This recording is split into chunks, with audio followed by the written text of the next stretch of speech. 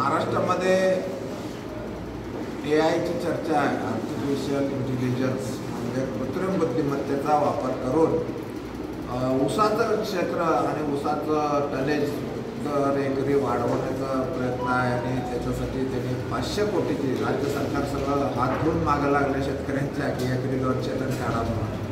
तर ही बारामतीची भानामती आहे, ही फसवणूक आहे आणि याला विरोध करण्यासाठी म्हणून आज आम्ही इथं एकत्रित आलेलो.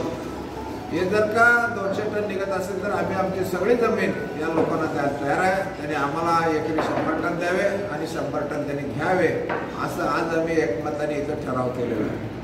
हा जो यायचा नमुना किंवा हा जो काही प्रयत्न आहे याच्यासाठी 500 कोटी राज्य सहकारी बँक द्यायला लागलेले आहे.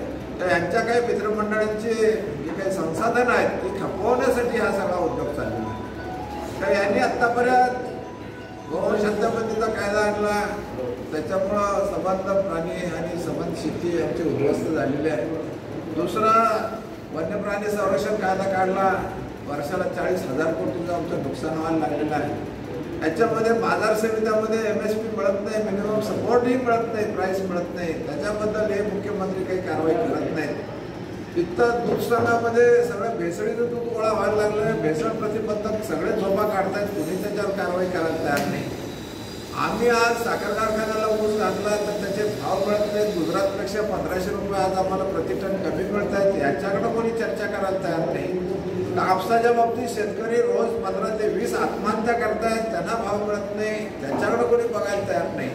आणि याचं कारण असं आहे की हे महाराष्ट्राचे मुख्यमंत्री हे जे आता गेली 10 वर्ष काम करतायत, मधले 2-2.5 वर्ष सोडली तर हेच काम करतायत. तर या 10 वर्षामध्ये नॅशनल सॅम्पल सर्व्हेने आकडेवारी दिलेली आहे आणि या आकडेवारीमध्ये महाराष्ट्र देशोधडीला लागलेला आहे. ग्रामीण भाग हा उद्ध्वस्त झालेला आहे. 10 वर्षामध्ये महाराष्ट्र हा खालून 3ऱ्या नंबरवर आला.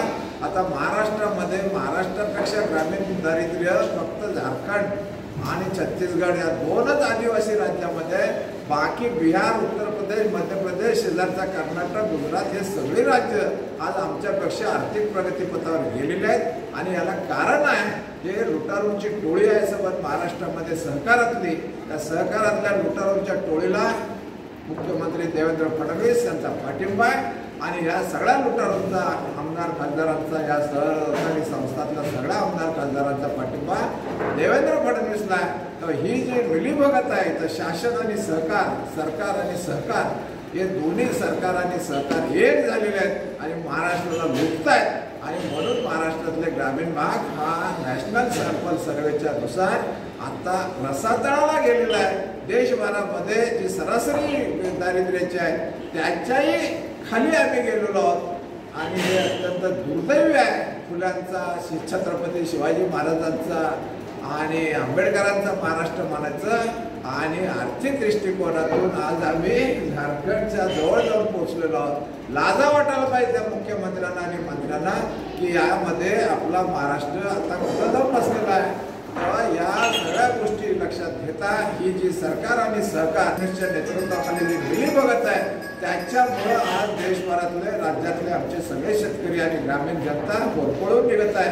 त्याला जबाबदार मुख्यमंत्री देवेंद्र